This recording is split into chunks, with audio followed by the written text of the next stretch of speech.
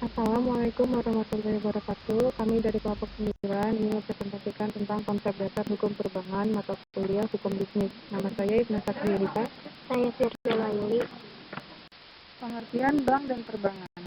Bank adalah sebuah lembaga intermediasi keuangan, umumnya didirikan dengan kewenangan untuk menerima simpanan uang, meminjamkan uang, dan menerbitkan promes atau yang dikenal sebagai banknot. Kata bank berasal dari bahasa Italia, banca, berarti tempat penukaran uang. Perbankan adalah industri yang menangani uang tunai, kredit, dan transaksi keuangan lainnya. Bank menyediakan tempat yang aman untuk menyimpan uang tunai dan kredit ekstra, dan bank menawarkan rekening tabungan, sertifikat setoran, serta rekening giro. Bank menggunakan simpanan ini untuk memberikan pinjaman. Hukum perbankan merupakan hukum yang mengatur segala sesuatu yang berhubungan dengan perbankan. Selain mengatur perbankan, hukum perbankan juga mengatur lembaga keuangan. Bank yakni semua aspek perbankan dengan yang lain.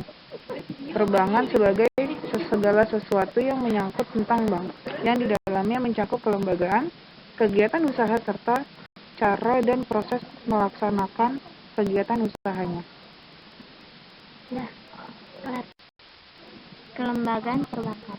Jenis bank dibagi menjadi dua. Yang pertama, bank umum. Bank umum adalah bank yang melaksanakan kegiatan usaha secara konvensional dan atau berdasarkan prinsip syariah yang dalam kegiatannya memberikan jasa lalu lintas pembayaran. Sifat jasa yang diberikan adalah umum, dalam arti dapat memberikan seluruh jasa perbankan yang ada. 2. Bank Perkreditan Rakyat atau BPR. Bank Perkreditan Rakyat adalah bank yang melaksanakan kegiatan usaha secara konvensional atau berdasarkan prinsip syariah. Dalam kegiatannya BPR tidak memberikan jasa dalam lalu lintas pembayaran. Artinya, jasa perbankan yang ditawarkan BPR jauh lebih sempit dibandingkan dengan kegiatan atau jasa bank umum. D. Pendirian bank. Dalam pasal 16 sampai dengan pasal 20 Undang-Undang Nomor 10 Tahun 1998 dinyatakan bahwa prinsipnya setiap pihak yang melakukan penghimpunan dana dari masyarakat dalam bentuk simpanan wajib memiliki izin usaha sebagai bank umum atau bank perkreditan rakyat dari pimpinan Bank Indonesia. C. Bentuk hukum bank. Sesuai dengan UU Nomor 10 Tahun 1998, bentuk badan hukum bank umum dapat berupa dari salah satu alternatif di bawah ini: perusahaan terbatas atau PT, koperasi, dan perseroan daerah atau PD. Sedangkan bentuk badan hukum bank perkreditan rakyat (BPR) sesuai dengan UU Nomor 10 Tahun 1998 dapat berupa perusahaan daerah atau PD, koperasi, perseroan terbatas atau PT, atau bentuk lain yang ditetapkan pemerintah. D. Kepemilikan bank. Bank menurut pasal 22 sampai dengan pasal 28 Undang-Undang Nomor 10 Tahun 1998. Pasal 22 Ayat 1, bank umum hanya dapat didirikan oleh A. Warga negara Indonesia dan atau Badan Hukum Indonesia, atau B. Warga negara Indonesia dan atau Badan Hukum Indonesia dengan warga negara asing dan atau Badan Hukum asing secara kemitraan. Ayat 2.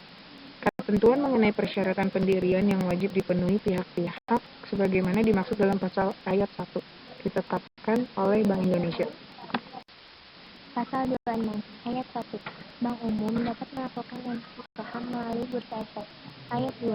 Warga negara Indonesia, warga negara asing, Badan Hukum Indonesia, dan atau Badan Hukum asing dapat membeli saham bank umum baik secara langsung atau melalui bursa efek. 3. Pelaksanaan ketentuan sebagaimana dimaksud dalam ayat 2 diatur lebih lanjut dengan peraturan pemerintah. Pasal 27. Perubahan kepemilikan bank wajib. A. Memenuhi ketentuan sebagaimana dimaksud dalam pasal 16 ayat 3, pasal 22, pasal 23, pasal D24, pasal 25, dan pasal 26. Dan B. Dilaporkan kepada Bank Indonesia. Pasal 28 ayat 1. Merger, konsolidasi, dan akuisisi wajib terlebih dahulu mendapat izin pimpinan Bank Indonesia. Kegiatan usaha bank. Sesuai pasal 6 Undang-Undang Nomor 7 Tahun 1992 tentang perbankan, maka usaha-usaha yang dapat dilakukan bank meliputi: usaha bank umum meliputi A. Menyimpan dana dari masyarakat dalam bentuk simpanan berupa giro, deposito berjangka, sertifikat deposito, tabungan, dan atau bentuk lainnya yang dipersamakan dengan itu. B. Memberikan kredit. C. Menerbitkan surat pengakuan hutang. D. Membeli, menjual, atau menjamin atas resiko sendiri maupun untuk kepentingan dan atas perintah nasabahnya. 1. Surat-surat wesel termasuk wesel yang diakseptasi oleh bank yang masa berlakunya tidak lebih lama dari pada kebiasaan dalam perdagangan surat-surat dimaksud. Yang kedua, surat pengakuan hutang dan kertas dagang lainnya yang masa berlakunya tidak lebih lama dari kebiasaan dalam perdagangan surat-surat dimaksud. Yang ketiga, kertas perbendaharaan negara dan surat jaminan pemerintah. Yang keempat, sertifikat Bank Indonesia atau SBI.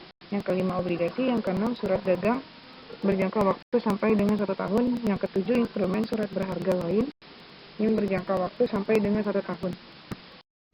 E. Memindahkan uang baik untuk kepentingan sendiri maupun untuk kepentingan nasabah. F. Menempatkan dana pada, meminjamkan dana dari, atau meminjamkan dana kepada bank lain, baik dengan menggunakan surat, sarana telekomunikasi, maupun dengan wesel unjuk, cek, atau sarana lain. G. Menerima pembayaran dari tagihan atas surat berharga dan melakukan perhitungan dengan atau antar pihak ketiga. H. Menyediakan tempat untuk menyimpan barang dan surat berharga.